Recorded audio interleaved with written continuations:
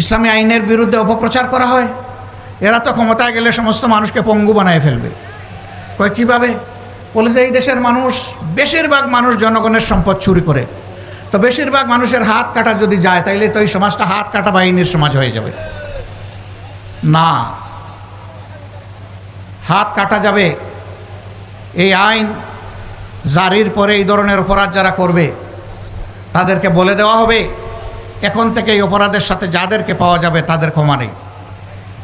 2 নম্বর দেখা হবে যে লোকটি চুরি করেছে সে কি পেটের জ্বালায় যন্ত্রণায় আগুন নিবানোর জন্য চুরি করেছে।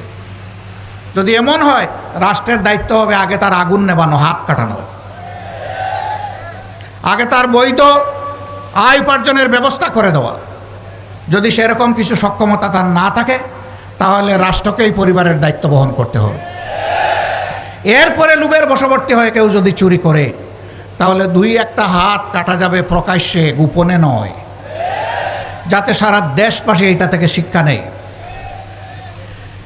এখন কে সমাজে এই হাত কাটা বাহিনীর সদস্য হতে চাইবে?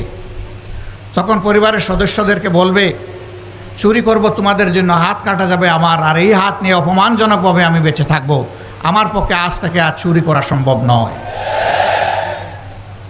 জিনার শাস্তির সঙ্গে সার। বলে যে সব মানুষই তাইলে মারা যাবে, এরকম গোপনে ছুটিয়ে প্রকাশ্যে কত ধরনের জিনা হচ্ছে। হ্যাঁ, ওরকম 2-1 জনের শাস্তি হলে বাকিরা তওবা করে আড়ালে চলে যাবে ইনশাআল্লাহ। মা বোনরা নিরাপদ হয়ে যাবে।